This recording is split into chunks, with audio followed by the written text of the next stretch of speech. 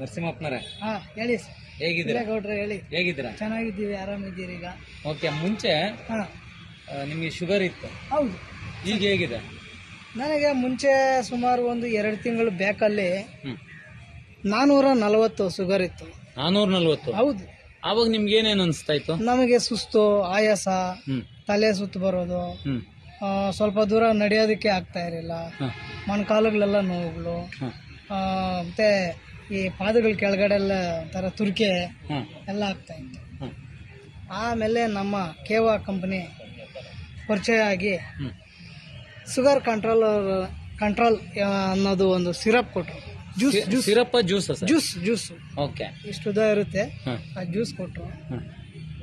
ಆಗ ಈಗ 2ನೇ ತಿಂಗಳು 2 ತಿಂಗಳು, ಎರಡನೇ ತಿಂಗಳು 2ನೇ ತಿಂಗಳು ಹ್ಮ್ 440 ಇದ್ದಿದ್ದು 231, ಹ್ಮ್. 231 ಇದ್ದಿದ್ದು ಈಗ 203 ಬಂದಿದೆ. ನೀವು ಡಾಕ್ಟರ್ ಹತ್ರ ಚೆಕ್ ಮಾಡಿಸಿದ್ರಾ? ಹೌದು, ಡಾಕ್ಟರ್ ಹತ್ರ ಹೋಗಿ ಶುಗರ್ ಚೆಕ್ ಮಾಡಿಸಿದೆ 2 ಸಾರಿ. ಹ್ಮ್. 2 ಸಾರಿಯಿಂದ ಒಂದ್ಸರಿ 231 ಬಂತು, ಮತ್ತೆ ಇನ್ನೊಂದ್ಸರಿ 203 ಬಂತು. ಈಗ ಮೊದಲು ಇದ್ದಿದ್ದಕ್ಕೂ ಇವಾಗ ಇದ್ದಿದ್ದಕ್ಕೂ ಏನ್ ವ್ಯತ್ಯಾಸ ಆಯಿತು ನಿಮ್ಮ ಬಾಡಿನಲ್ಲಿ? ನನ್ನ ಬಾಡಿನಲ್ಲಿ ಇದ್ದಿದ್ದು ಆಯಾಸಗಳು ಎಲ್ಲ ಕಂಟ್ರೋಲ್ ಆಗಿದೆ. ಹ್ಮ್ ಆರಾಮಾಗಿ ಈಗ ಒಂದು 3-4 ಕಿಲೋಮೀಟರ್ ಅಷ್ಟು ಹ್ಮ್ ವಾಕ್ ಮಾಡುವಂತ ಶಕ್ತಿ.